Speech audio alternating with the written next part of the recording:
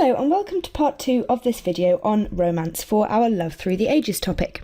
Continuing on from the previous video, we're now going to analyse a poem in terms of our poetry checklist to do with our theme of romance. If you haven't seen this checklist before, do go back and watch my unseen poetry video where I go through it in more detail.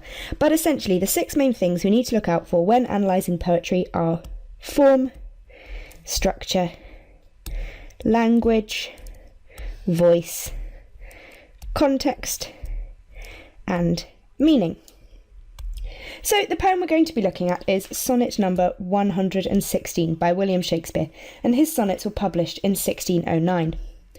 So just pause the video now so that you can have a read of the sonnet. So the first thing that we have to look at is form. And the form of this poem is relatively simple. It is in the form of a sonnet. A sonnet in Shakespeare's time, which we now call the Shakespearean sonnet, had 14 lines, was typically in the rhythm of iambic pentameter. And iambic pentameter is essentially 5 sets of 1 unstressed and 1 stressed syllable. So we can see it here. I ne'er writ nor know man e'er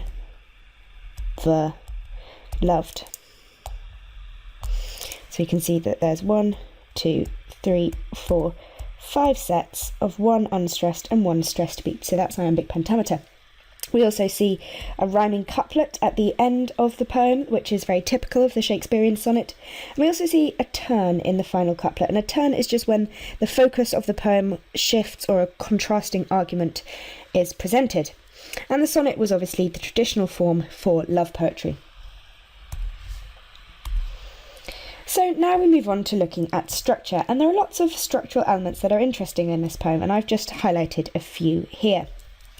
I've emphasised that there is a caesura here, and a caesura is essentially where there is a piece of punctuation breaking up a line of poetry. And this really emphasises the strength of the first sentence, "Let me not to the marriage of true minds admit impediments." We also see repetition of certain words here, such as alters, alteration, remover, remove. And this really highlights the strength of the romance that we're seeing in this poem. We also see an exclamation at the start of the line here, which shows excitement at the argument that he's presenting. We also see the use of alliteration, which gives an interesting atmosphere to the poem. We see alliteration of S and alliteration of C, sickles, compass, come. Hey guys, I hope you enjoyed the video. If you're looking for an amazing A-level English literature resource, join me today in my series of engaging bite-sized video tutorials.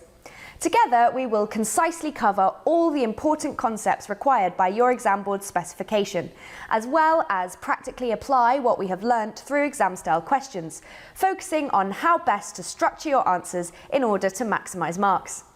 See you soon, and together, let's make A-level English literature a walk in the park.